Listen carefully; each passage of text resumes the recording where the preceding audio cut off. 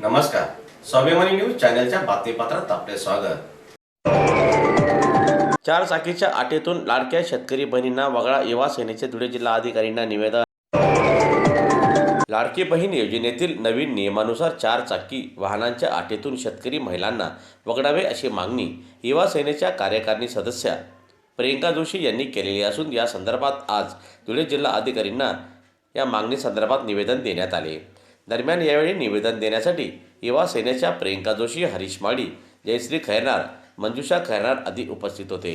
सरकारच्या शेवटच्या अधिवेशनात सरकारने लाडकी बहीण योजना जाहीर केली।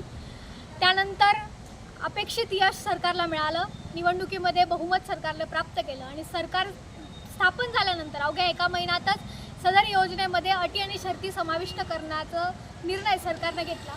बरं, निर्णय अटही अशी आहे की ज्यांच्याकडं चारचाकी वाहन आहे अशा कुटुंबातल्या महिलांना आता लाभ मिळणार नाही।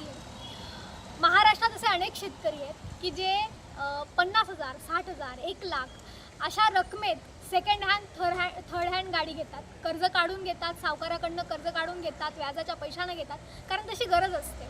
अनेक शेतकरी शेतात राहतात आणि अशा शेतात राहत असताना त्यांना खतं आणण्यासाठी, माल विकण्यासाठी, त्याचबरोबर शेतामध्ये सर्प, विंचू असे अनेक किडूकाटे निघतात। त्यामुळे शेतकरी संरक्षणासाठी, अनेक कुटुंबांमध्ये वृद्ध आईवडील आहेत त्यांच्या उपचारासाठी, अनेक शेतकऱ्यांची शेती डोंगराच्या पोटाशी आहे, महामंडळाची बस जिथेपर्यंत येते तिथेपर्यंत सोडण्यासाठी आपल्या विद्यार्थ्याला शाळेसाठी, अनेक गावांमध्ये बसही अत्यंत वेळेवर आहे, त्या वेळेत पोहोचणं विद्यार्थ्याला शाळेत जाणं शक्य नसतं।